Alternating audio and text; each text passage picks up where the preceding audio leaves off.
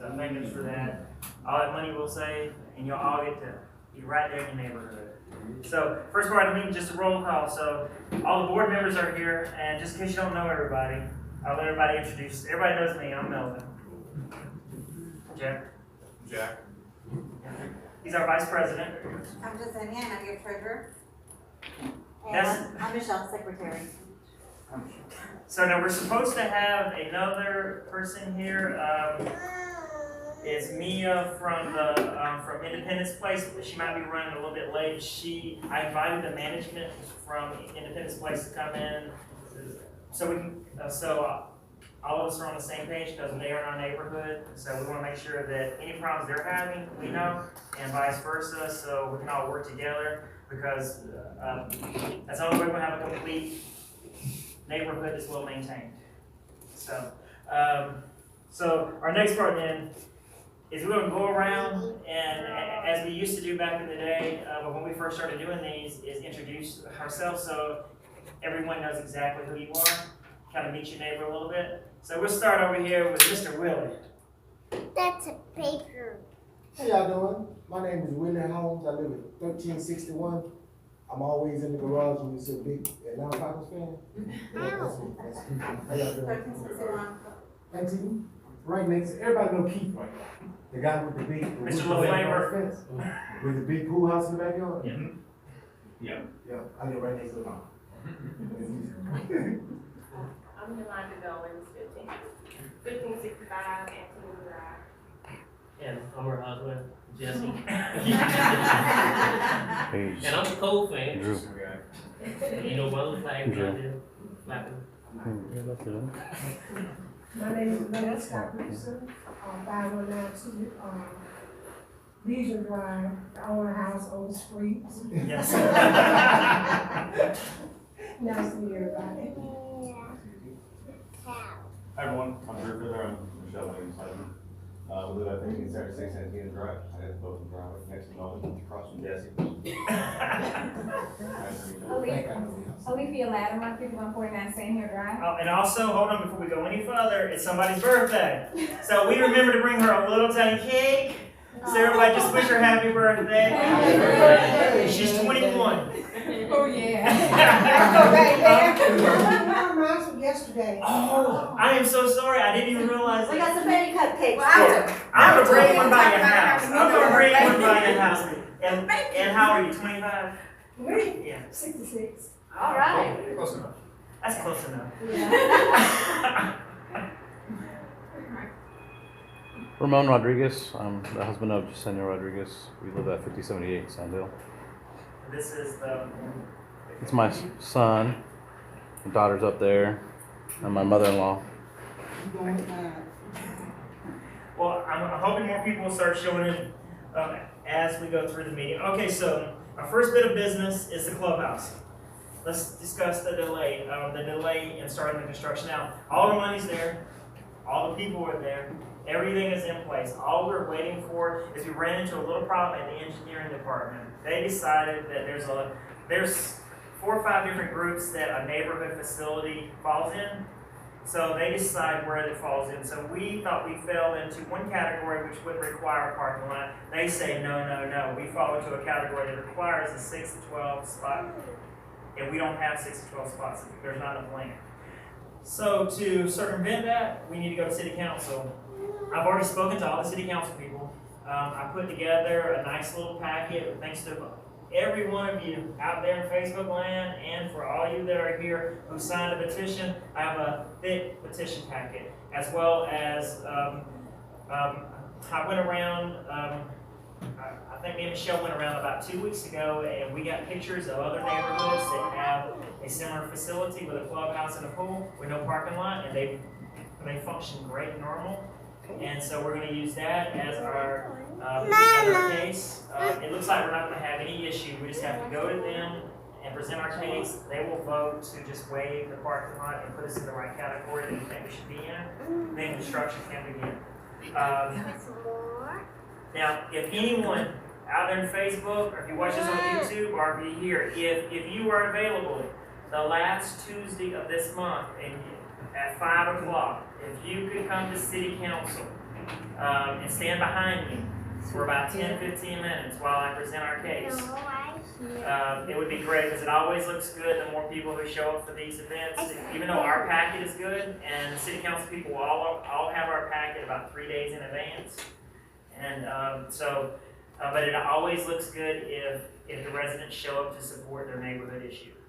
After that, the city council will vote on it. It goes through, which I really don't have any doubt it's going to go through. Very little chance it won't. After that point, we should be looking at a groundbreaking roughly about the second Tuesday of November. And the groundbreaking will be when they just come in, they're just going to start clearing everything out in the front. All electricity will be cut off, the water pipes and stuff will be cut out, and they'll start the digging. And because outside of that one little spot, all the other permits have been applied for and are just sitting in limbo waiting for this. Robbie, if you're local, you can still feel free to join us. We're at the Microtel Hotel on Yes. St. Mary's. She said she didn't know about the meeting, she's not always on Facebook. Oh, And we did order some signs for the neighborhood to announce the meetings and put them up like in the roundabouts and the exits. But due to the storm, they didn't make it in time, so they should be here early next week. So meetings going forward, we'll actually have a write-in where the location and the time is. and these will go out months in advance, so that way, even if you're not online or you don't get the portal message in time or whatever, it'll be somewhere at the exits and entrances and somewhere in the center, months in advance, as a reminder. Okay, so our next point of business is that after construction starts, we're going to need a committee to start forming the rules and regulations, because our covenant doesn't cover a neighborhood with amenities, real amenities, so we need to start setting those rules. So I think it should be something that everybody's involved with, not just a handful. So if you'd like to take a little bit of time, and it's not going to be intensive, it'll pretty much be a group getting together, deciding on, okay, so hours of operation, how many people, the rules for bringing guests, how many people are going to, how many times you're going to be able to use the clubhouse per year, all these other things that are going to need to be checked and be in effect before the doors even open up. So everyone knows all the rules in advance and everyone signs, because before you can use the facility, everyone who owns the house in the neighborhood will sign off on these rules, stating they understand them. So that way we can hold each and every one of ourselves accountable for any violations or problems we have at the clubhouse. That includes the policies for using the clubhouse for your private events, because you're going to be able to use it for your private events. Because I'm sure if you're like me, you don't want a bunch of family members at your house when you can have them down the street. Yeah.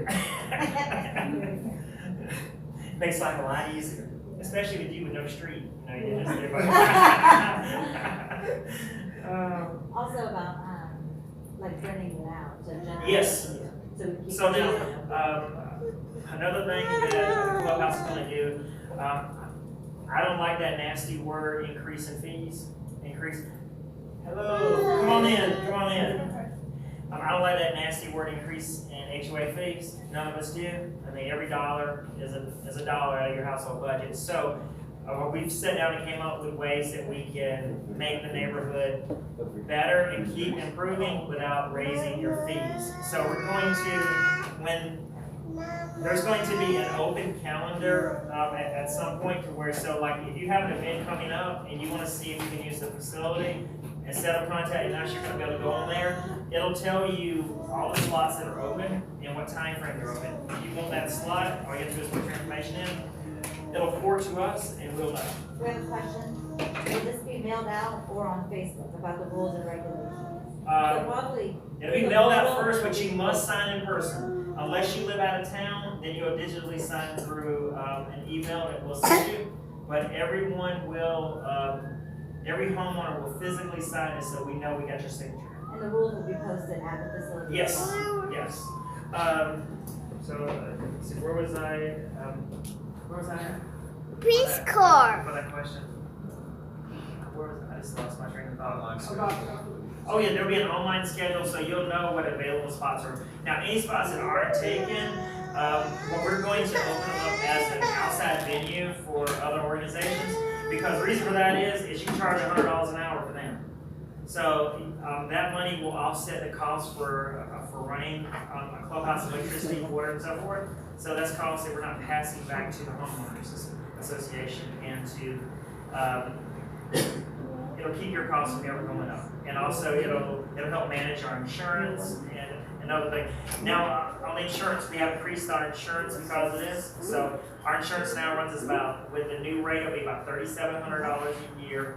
That gives us multi-million dollars in coverage to keep us from having any personal liability if something happens there. Because you never know with anything where people can come in. Okay, so if you're interested in volunteering, I will be sending out a notification for the volunteers. If you would like to volunteer to help make the rules for the clubhouse and for the pool, sign up when I send that notification out. Yeah. I'd like to get at least 6 or 7 people from various backgrounds and different age groups, so that we're covering everybody's needs and wants.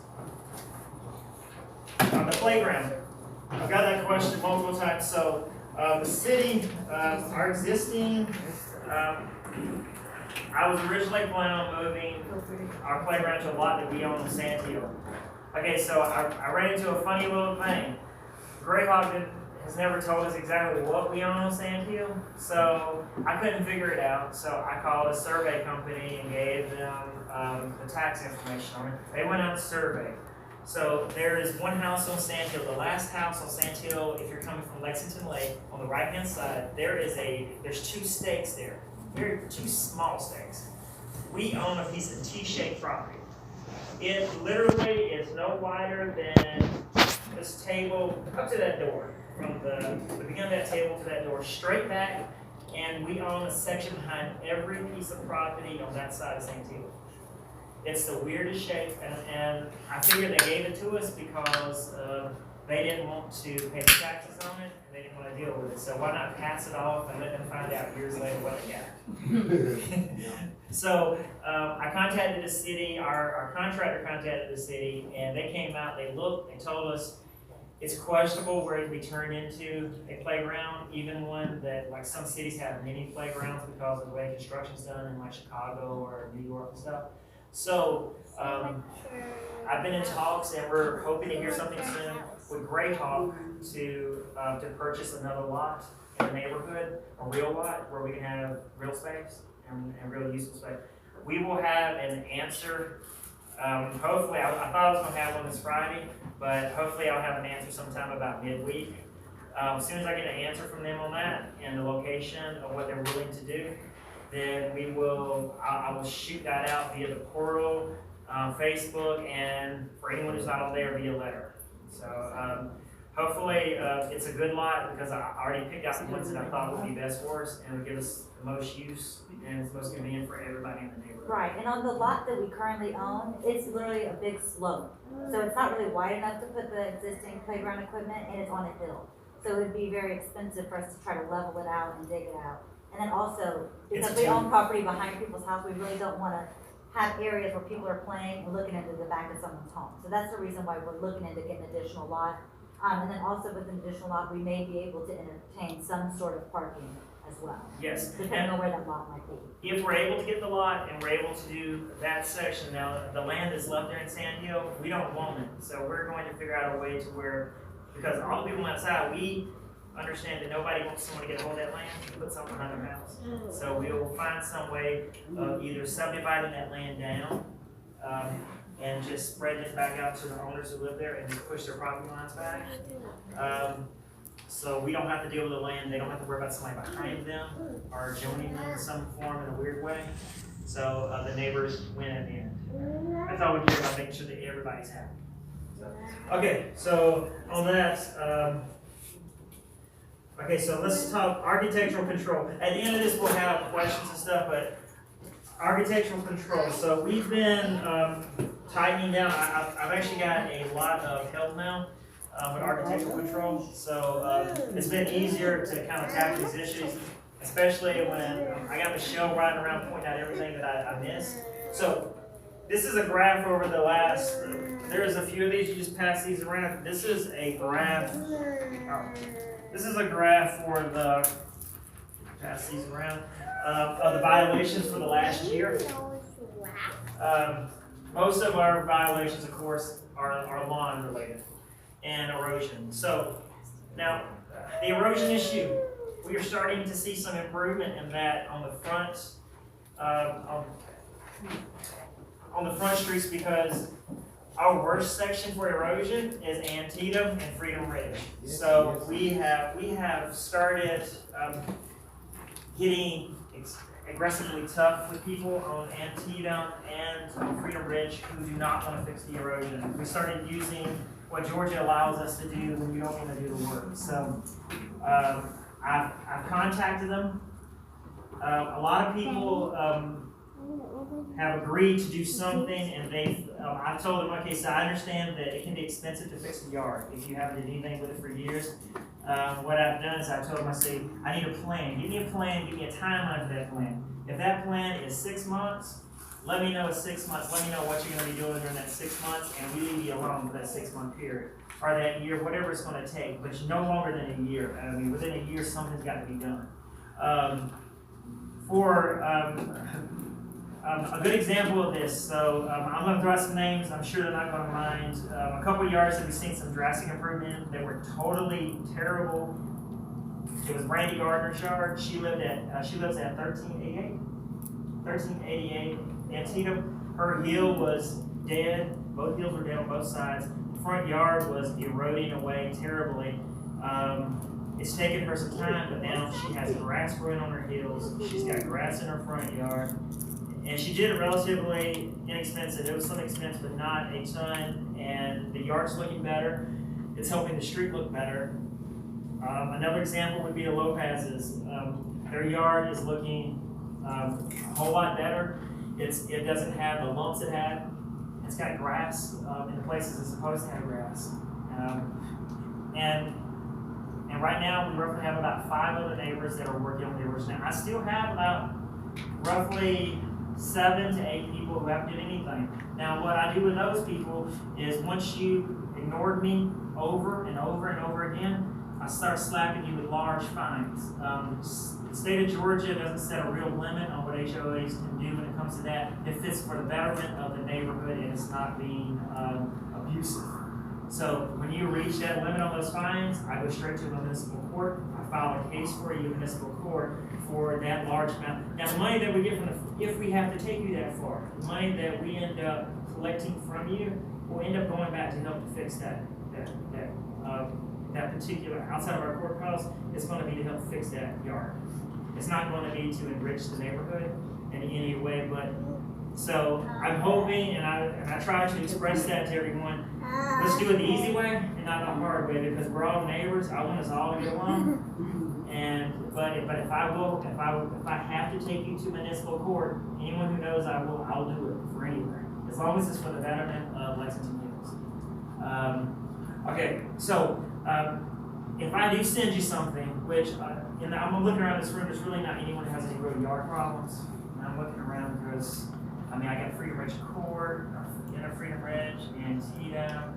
I got Freedom Ridge. No, Sand Hill. Okay, so Sand Hill. Sir, I've seen you before. Lexington Lane. But if I have to send you a second notice, I make sure you understand the consequences if you just keep ignoring us, because you're affecting your neighbor's property values as much as you are your own. So I make sure that I'm gonna send this around to you, but this is part of the second letter, to let you know what your fines will be. And I've been doing this for a long time. I've been sending those out for a long time, because I've been doing architectural control now for 4 years.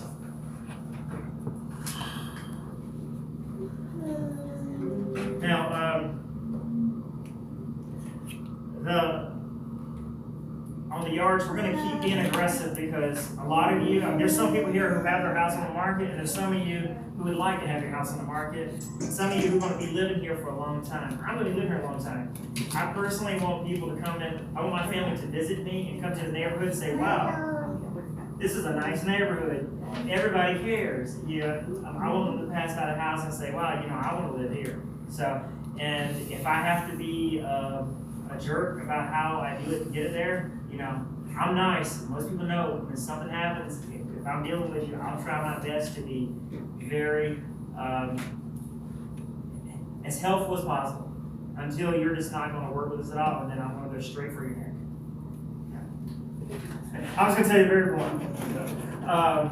Okay, so the next thing, so that's it for architectural control. Outside of that, well, we are doing architectural control on a steady basis. I mean, every 2 weeks. We were doing it every week, but it's very difficult with the way the weather's been. And then, since it's volunteer, schedule-wise, it's very difficult at times. But every 2 weeks, we send out stuff through the portal. If you have a violation, a letter, postcard, whatever method I have that I normally contact you. Some people, I'll even call you on the phone if I've got a good enough relationship. Okay, so let's talk, yes, ma'am. You know, our house was showing up. Yes, You know, we had plenty of those. Yes, ma'am. on side. So, cops the yard, when the time it rains, it makes holes in the yard. So what do you need to do to prevent that from happening? are you talking about, okay, so, as you come onto your yard from the side of the road, it's up on the side of the road? Right, like when you pass my house, little bushes that we had put on side. You know, I don't know, but the guy for our lawn service, I'm gonna ask him to swing by there and let me know, and then I'll call you personally, because he does all that It's gonna be stuff. terrible, my husband don't know what to do about it. I'll ask him, and then I'll get with you, if I need to, I'll come out and help you do it, okay? I can't do it because I'm disabled. I can't work outside. I like gardening too, so I keep thinking too many in here that I've been over to help, but I do, if you ask me, I do not mind going over and helping you. I mean, I do some crazy stuff with some of our neighbors. I fix some crazy weird stuff. I've even had some where the spouse is out of town and trash. Yep. Yep. Trash pickup service right here. I don't mind doing anything I can do to help. Now, our neighborhood does have a lawn service now. The HOA isn't making any money off of it. The HOA, it was an ideal that our secretary put out, and Michelle's, and so far it's worked out. So far, we got about 7 families who signed on. The rates are relatively reasonable. The work is amazing. They're very reasonable. Yes. I've had him do work for clients of mine, and he charges more, like for a single yard. So he actually gave us a good deal, being like a group. And his yards have turned out good. I'm not gonna give any names of the yards, but if you would like to know which yards he's cut, just come to me afterwards, and I'll let you know. But his work is on time. The best part about it is he gives us a date in advance. Okay, I'm gonna be in the neighborhood on this date, and I'm gonna be cutting these yards, and we send him a list at the first of the month. So far, he has always been on time. It's always within 15 minutes. He goes that extra mile. He always edges, weed eats. He's good on the heel, everything. So if you're interested, if you want to see how to sign up, we have sign up forms over there, and also the rates are on the poster. The season's ending, but I'm going to be pushing this all the way through. The next season will start in March, so I'm going to be signing people up for next year as well. So you'll constantly hear about this from me until then. You don't have to sign it. There's no mandatory requirement. It's just something that it makes your life a little bit easier and a little bit more convenient. And how it works on the payment part. He cuts. He doesn't collect anything from you. The HOA covers the fee on all the yards. We have everybody who signed up. We write him one check. At the end of the month, we send you a Lexington Hills invoice. And you can pay it online through our PayPal or through our portal. And that way you don't have to worry about being there on lawn service. All you have to do is just come home, your yard's cut, everything's good. At the end of the month, you pay us, and you have like 8 days to pay us after the first of the month once we're good. And how it works is you sign up, and it's like a subscription. So if you sign up for the year, it'll be March through October. Now, if you know for a fact, like you're off during the summer or something like that, you just give us a couple weeks notice that, hey, in June, I don't need my yard cut, and we'll take you off and not bill you for that particular month. And then it'll just start the following month unless you let us know. Yes. Each month. You can skip the month whenever you want. It's like those nice little meal plans where they drop the food off at your door. Okay.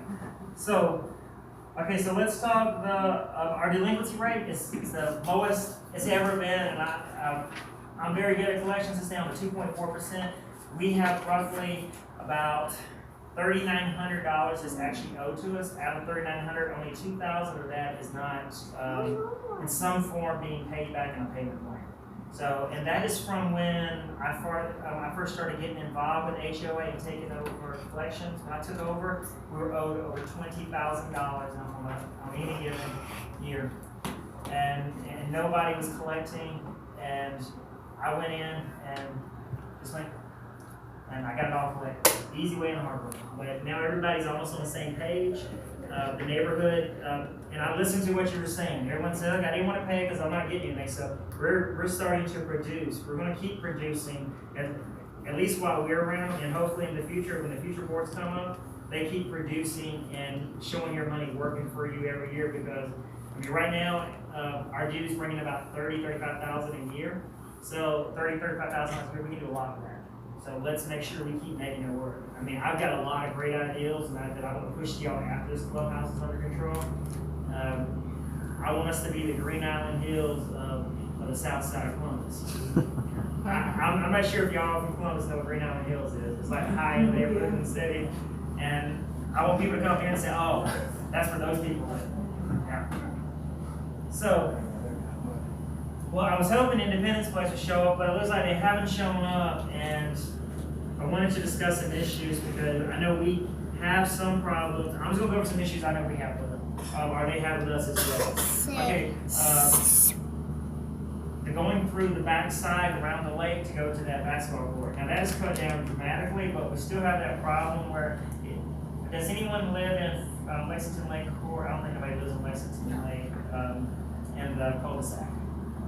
The cul-de-sac gets a lot of traffic because they cut through the houses and through people's backyard. So we've spoken to the apartment complex about doing more to make that inaccessible. So we did a few things to help out in the woods, and they did a few things on their end to kind of slow down the traffic. The use of their pool. Now there's nothing we can do because they don't have a high fence. I mean, even with bad knees, I can jump over the fence. So, but that's another thing. Please tell your kids their pool is off limits. And they will prosecute. As far as I know, they've done it in the past. They will prosecute anybody who doesn't live in the apartment complex to catch their. Our problems with them that I've discussed with them is their residents throwing trash in our neighborhood and in between the roundabouts and on the top end of Antietam when they're coming in from work, they just use our yards as dumps. So we've had some conversations, and also the shooting. Sometimes you hear shooting around your house, and you wonder where it's coming from. It's coming from the parking lot of the complex. You let those lieutenants and stuff loose in the middle of the night. Yeah, you know about that. Yeah. Yes. He used to live in the apartments before he bought a house. So the finances. Oh yeah. So this is our profit loss sheet. It takes you to the end of August of this year. It takes you to the end of August of this year. So I'm just going to cut through that and just give you some understanding. In the bank, we have just under $25,000 in cash. We're very stingy with the money. We do what's necessary for the neighborhood. Our biggest expense, we did have, a few months ago, we did have right at $32,000, but construction costs started kicking in. And so we are having to do other things to get ready for the construction process. So we are spending a little bit of money, but we also keep in our reserves. Our reserve account is carrying $20,000 in it right now. So we are, your HOA is in very sound condition. Now when it comes to seeing the whole books, I think there's something in there. You are more than welcome. As I said, it's not the old days where you couldn't.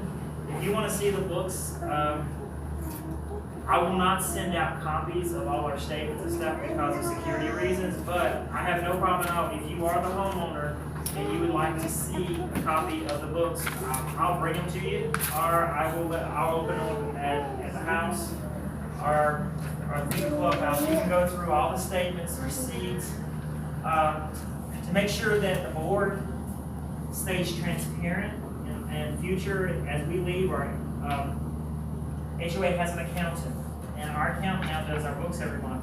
He's been instructed by me to make sure that whatever spending comes through there, every month there is a new set of paperwork that goes in effect where anything you spend has to be signed off by who's spending. if there's anything unusual, he's got the freedom to come to us and say, hey, why is this being spent? And he doesn't have to go directly to us. Also, because he is an accountant, he has a license he has to worry about. He understands if there's strange spending, he has no problem reporting to the police. So I want to make sure, because I'm not saying anything, and I'm going to be very vague about this. We know that we've had some interesting passes in our HOA, and a lot of HOAs have. So I want to make sure that we always have someone else, an honest outdoor eye who has nothing to gain or lose, to say, oh no, you can't do that. And if he finds something, one of the board members, everybody lives separately, one of the board members will come to the HOA if there's something serious that needs to be discussed about what's happening with finances. And as I say, whenever you want to look at the finances, I have 15 binders. We keep extensive records now on everything from bank statements, receipts, to contracts, taxes. Everything is now, I'm a very record person. So if you want to see them, I don't care if you want to take 3-4 hours to scrutinize, you'll bring somebody with you to scrutinize. You're more than welcome to go through everything, and unlike the past, there's nobody on this board will say, no, get out, I don't want to hear that. None of your business. People have been around for a while, know what I'm talking about. So none of those days are going to happen here. So as I said, so if you have any other questions, on the profit and loss sheet, there is one thing that's a little odd. You see a $9,225 charge. Now, that was the first draft from the money for the clubhouse. We had to wait for that first draft, so our HOA is in financially good enough condition. We wrote the check out of our reserves and then replaced it. So in the September books and September loss and profit sheet, when we get those at the 1st of October, well, we should have already had them, but we just haven't been over to the accounts to pay them off. It'll show where that money came from. Also, there'll be a strange thing for lawn and garden service next year as the lawn service continues and it gets larger. You're going to see a large amount of money every month transferring to our lawn contract, and at the 1st of next month, you'll see a large amount of money coming back in from all the neighbors who paid. So it'll all balance out. And if you have any questions that we can't answer, we have no problem. I'll set up an appointment for you to meet with the HOA's bookkeeper, our accountant, and he'll go through it and explain it. He does better than we do. Okay, so let's start with questions and answers. Anybody have any questions? Any questions that I don't care what it's about related to the HOA? Yeah. Yes. Where the security surveillance? There is no fees for that right now. We have discontinued that program temporarily because we had some damaged cameras, and until we have an area that's more facilitated for it, which will be the clubhouse, where we actually have our own, everything's just for the HOA, we discontinued that program temporarily. So we're going to watch No, we're gonna overwatch more in the neighborhood, but right now, it's not feasible to do. And the systems we were using were getting destroyed. We actually lost, it's like 6-7 cameras total. They literally found them, destroyed them, and so we just didn't see increasingly spending the money in it. So we figured once the clubhouse is built and we have the method to where we can centralize the security, then we'll do that. But and as of now, that's all we have for security. And then neighborhood watch. We keep trying to go back to neighborhood watch, but we can never get enough people interested to do it. Everybody wants to do it during the day. There's no crime during the day. I mean, the crime that's going to be needed is not all the real crime that happens that causes problems in the neighborhood happens in the late hours. So, and as long as people stay vigilant, which lately we haven't had any crime issues besides a few domestic violences, because I do check the city on a regular basis. I mean, our biggest thing lately has been domestic violence and a few cars have been going through, but those can be solved. I keep telling people, lock your doors. They don't break windows here. They go to open doors. Every car that's been broken in the last year, when you look at the report, it always says doors were left unlocked by owner. Because it's too much noise to break a window, but it's real easy when the door's unlocked to pop on in, get what you want and leave. So that's not something, no matter what you do, it's going to be solved only by the person who owns the vehicle. Home break-ins, we haven't had any home break-ins in some years now. And I keep. They know where the weapons are. Yeah, I was gonna say, yeah. Now, on security, I will say this much. We had an issue behind, I think it's that area behind your house, the hill. So we went up there, I went up there and I contacted a couple departments in the police department. And I did some video in there, because there's some interesting stuff. Behind our neighborhood, before you get to Bunker Hill, there is a plateau of land that's supposed to be like the break area between our neighborhoods. But when you go up there, literally, I could build a house up there. And a lot of the area is cleared out. So there's gang signs and we found some drug paraphernalia up there. So I contacted the police. They put me in contact with the special operations section, like lights and stuff. And so I talked to a couple of neighbors who had easy access up those hills. And they gave permission for the police to go up there whenever they like. So we made sure that the police have access, and they said they would be going up there. When they come to the neighborhood, they know that they have access, and they will be checking up there from time to time. But I think mainly the use for a place to smoke would be, that's what it looks like from all the grinders I found there. I didn't know what a grinder was until I know. I mean, they got high tech nowadays. They really have got high tech with it. But the police are working on that subject. But crime-wise, when it comes to breaking stuff, we haven't had any of that. As you said, everyone knows what guns are. Yeah. Our biggest issue in the neighborhood, which we have no control over and won't even touch, is domestic violence. And in the neighborhood, I just checked the records. We've had 15 incidents of domestic violence in the last 9 months. Oh my gosh. But hold on, I mean, don't look at that as husband and wife beating, because a lot of that is somebody did a little something, they got too drunk or whatever, and they made a scene in the yard, stuff like that. Everything is counted something domestic when it comes to that. Or a little incident where you grab somebody, I mean, it's small things, but those are our biggest issues.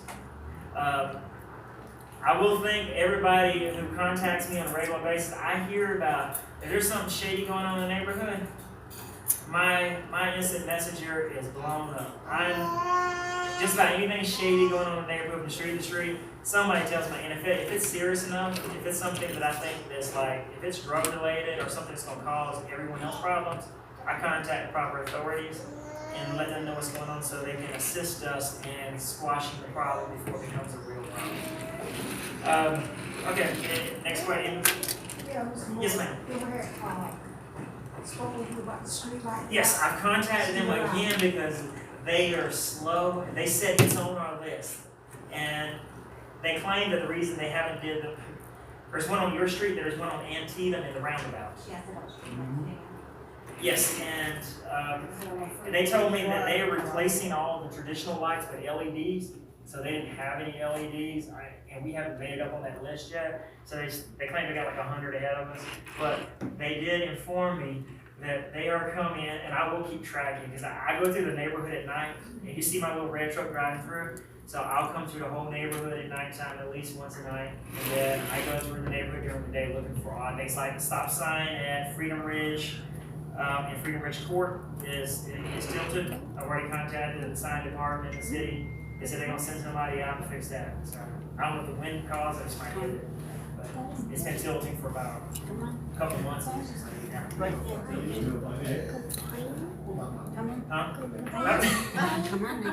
So we had a few people come in. We've had a few people come in. If I had everybody else introduce themselves so we know where you're from and what section. So let me get y'all to do it. Start with this nice gentleman right here, Lexington. I'm Steve, I live on Lexington Lane. I just moved here from California. Lower taxes and cheaper houses. I have met you through my mom. Yes. My parents actually own the house. Yes. Oh yes, you are. Oh yes. Yes. Love your mother. Wonderful woman. Wonderful woman. Sir. My name is William Stewart Rodriguez from Puerto Rico, Lexington Lane.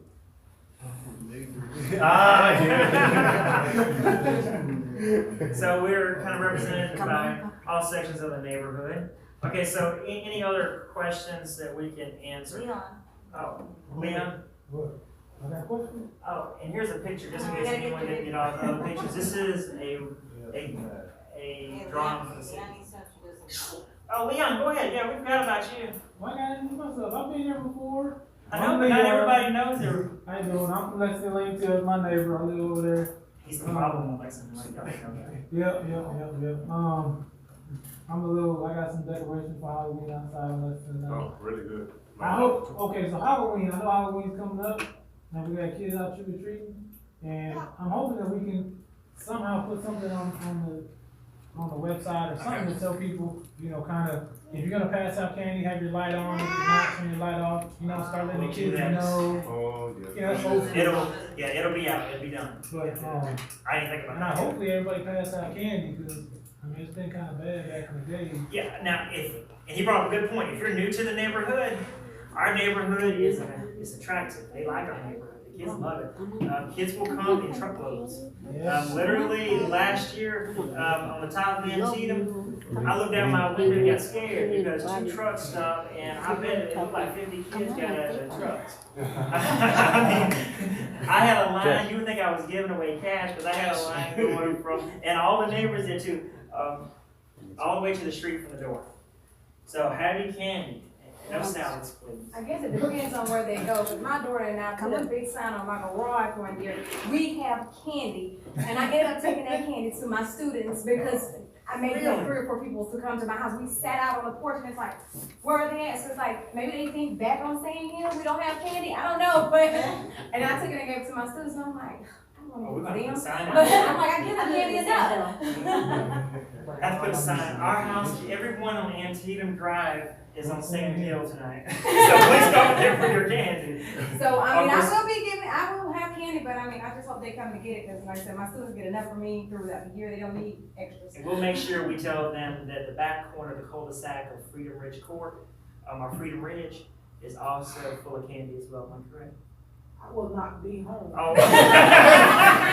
Smart lady. We are doing trunk or treat at my church, so Smart lady, I smart won't lady. be there, so I don't know what the other people. I do have one neighbor down there in the court. She generally does give out candy. She sits on her front porch. All of them will give out candy.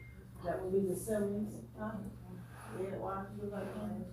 Okay, well, my 2 neighbors here, the person at the very end, that somebody I think just moved in or what have you, have not met them or what have you. Up to the right of you, right?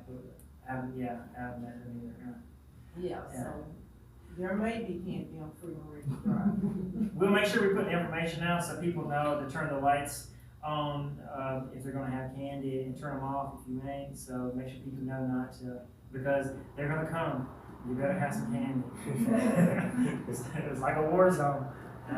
At least till 9:30 at night. Yeah. Any other questions?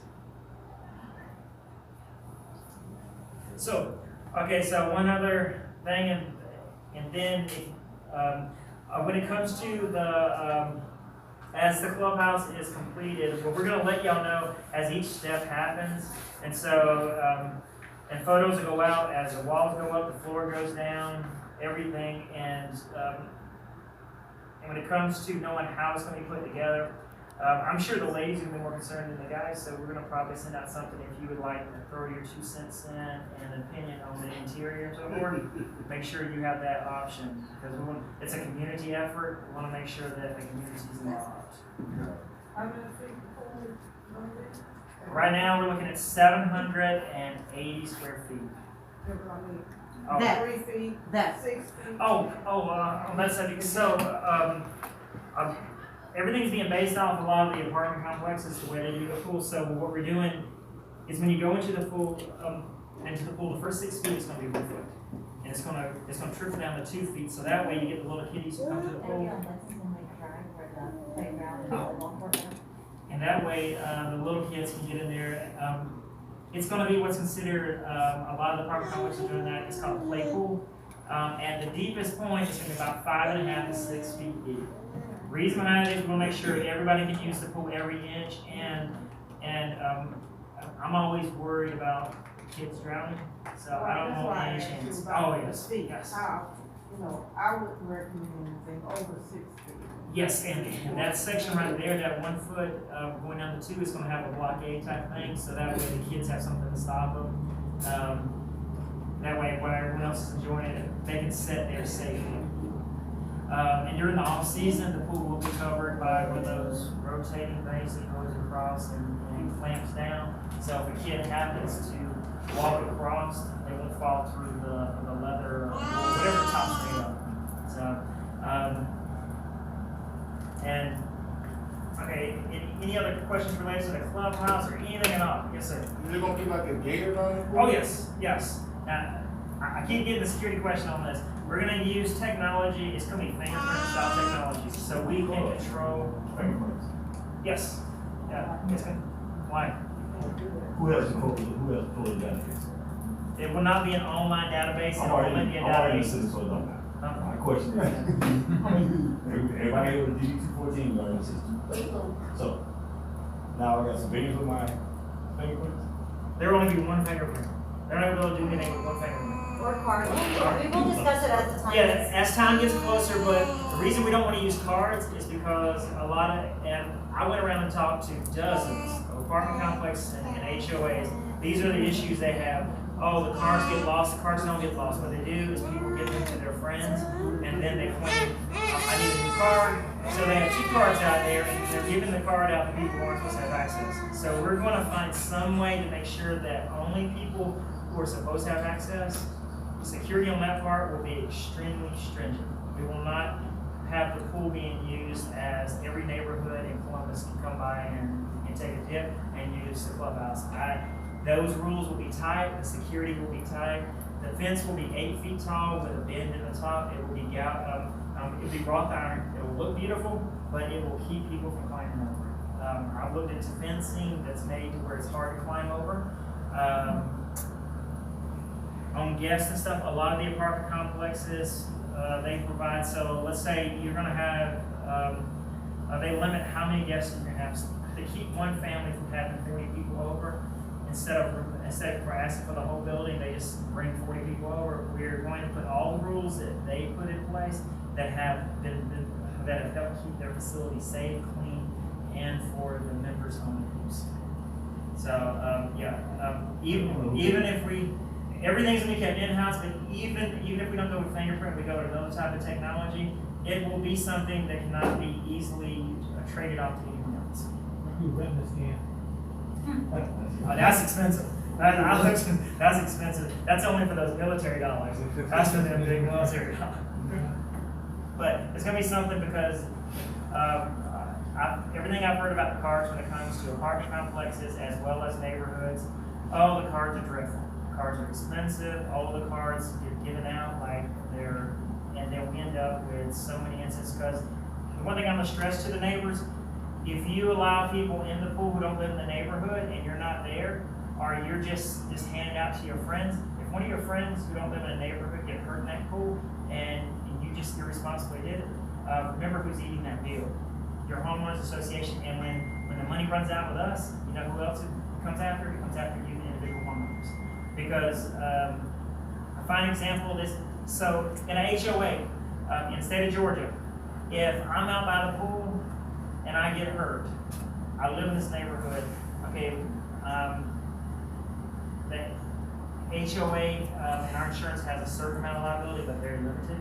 But if you allow anyone into a facility, and it doesn't have to be a pool, it could be a playground. Example of that was in Missouri. They had a playground in a neighborhood that didn't have any type of security around it, fencing or anything like that. And even though they had signs, no one did anything to maintain the equipment, nor did they do anything to stop people from the outside. So a kid from the outside came by. He was swinging, he fell. HOA got sued for $25 million. And they settled for $13.5 million. Only had a couple million in insurance. The rest of that money got divvied down to the homeowners individually. And if you own a property, it gets divvied down to you.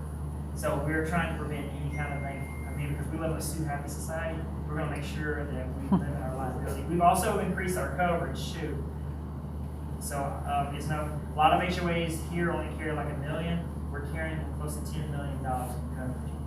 I don't want any of us stuck with any bills that we don't need. And insurance isn't expensive, but as I say, as we get closer, we'll revisit that, but it's gonna be something that's gonna be tight. It's gonna be tight. We're gonna make sure these facilities are for the neighbors. That's been the biggest issue I've heard from all the neighbors. We don't want everyone else using our facilities. So how much was the association fees projected to go up because of the poor? Oh, well, nothing. We came up with other ways of covering the cost. Okay, so right now, we've got roughly 50 houses left that need to be built. So we didn't count that income into the overall cost of the neighborhood and for upgrades. Also, we figured in, so anytime the building's not being used in the off-season, a day or whatever, a lot of HOAs, they lease the building out for that time frame. They get $100 an hour, so that pretty much will cover electricity. Also, one other thing we did to help cover in case insurance goes up and other things we can't cover that way, is we started an initiation fee for people who sell their homes. So if a home is sold, the neighbors who live here, they don't even feel that cost at all. As they buy a home into the neighborhood, they pay an additional $200 initiation fee. That money sets into a separate account to cover any potential redness we may have in the future and to cover costs for maintenance and so forth. Because I don't like that nasty word increase. We have a low HOA fee, and at some point, years and years from now, we're gonna have to increase, but I'm hoping for these next 45 years, we don't have to think about it. And as I said, anything we do in the neighborhood will be done at a balanced debt to income ratio. We're gonna make sure, this ain't the federal government, so we're gonna make sure that we can afford to pay for whatever we got and we have money for incidents that happen. Any other questions? Any questions from Facebook? Any questions from Facebook?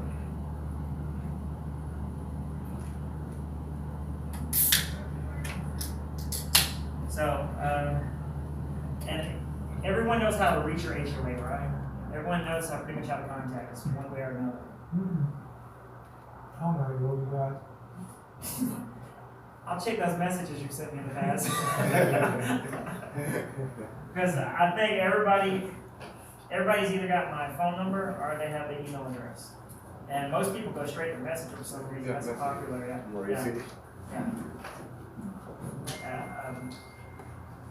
Has anyone got any other questions? And please eat up. There's a little food left. Yes, sir. I love decoration, so how are we gonna decorate inside? As we get closer, then we're gonna kind of put it out, hey, we're gonna be looking for opinions, and let's have a meeting, so we can take the people who are interested and get involved with that part, I'll walk through the building, then we'll discuss budget, colors, and all that other stuff. So I want everybody to have their 2 cents in on it, so that way everybody feels like it's a joint effort, and we'll pick colors and stuff based off that. Yeah, because I want to make a big picture in oil. So if anybody got an idea which picture, That'd be awesome. Just let me know. Completion date for the Okay. pool, well, when will the pool be started and ideal completion date? Ideal completion date, we're looking, the pool will open up, I'm shooting for the first week of April. We're hoping for a completion date by the end of January. We're hoping for the end of December, but due to these setbacks for the city, we're looking at the end of January for the actual completion of the pool, the building, and then the cosmetic stuff inside will probably start at that point, because that's gonna be a little bit slower process. But the building, it will be available for use that first week of April as of right now. And we're gonna put out a master, I found this cool program that we can permanently install on the Facebook page as well as the portal, so if you wanna use it, instead of contacting us and having to go through that process, you can go pick your date on this master active list. So if you're going in at the same time I am, and we both want 1 o'clock on a Tuesday on the 15th, whoever gets there first, will block out for it. And that way there's no bias either. The machine's doing all the work, prevents any bias. So if I wanted to book it for May 2019 graduation party. Yes, as soon as that calendar opens up, we pop it in there, it's there. To somebody. You can't go nowhere, you're just gonna stay here afterwards, right? Two of them. Yeah. Two of them. That's terrible trying to get rid of your children, don't worry, you don't have to move out. No, I was just throwing it out there, cause she was looking at it, talking about, can she use the pool? Y'all said we should use that. What color y'all have here? Well, that's The building, We everybody still- voted on one color, but we're getting some kickback on that color now, so we're gonna do another vote for the color, exterior color of the building, so we can get another opinion, so and that'll be pushed out probably at the end of December, because they won't even, that's the last thing they'll do on the whole complex is. Yeah, so as they start building and we get closer to where they're gonna start asking us for those siding choices, then we can put them out again and do a new vote, since the last one was several months ago. This one will actually be closer to when they're gonna install it. So now, I got one more thing to add. So normally in the past, it's always, everybody sees my face most of the time on the HOA, but last year I had Daniel Richards. He did a lot of the work. I just always did it because a lot of people don't like me in the front of anything, and I'm the one who takes all the cussing. So people cuss me out, and I'm okay with it. But we got a good board this year too. It's everybody does their part. And it's been really good, so I just want to give a big hand to this board, and I'm hoping that our election will be again at the end of March. So I'm hoping if you're interested, please join us, and run against me. I have no problem, since I'm still going to be involved. I have no problem at all if you run against me and you win. No problem at all. I have no problem at all. It's a lot of work, but it's no problem at all. But I just want to thank them. If we can just give them a little applause for their hard work. And if there's anything else, just let me know. If not, meeting is adjourned. If you want any other information from me, don't hesitate to ask me. Also, we put out a newsletter. We're going to start putting that newsletter out quarterly. There's a copy up here. I sent it out through the portal, and I didn't put it on the Facebook page, but I sent it out through the portal stuff. But it gives a page about us, but it also tells you other stuff. But we're going to try to do this quarterly, and it's going to get more detailed with personal stuff about businesses. I want to promote the businesses, the home businesses in the neighborhood, as well as offer sections where you can offer your opinion, and the neighbors can hear it. The facility will have education, any prevention, maintenance, it'll kind of just depend on the space. Yes. I don't even think the game night. Oh, yeah.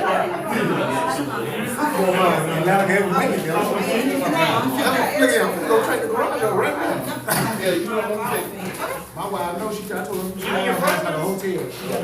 We can't all this all around. I have a question for you. He does an awesome job. He did some of mine.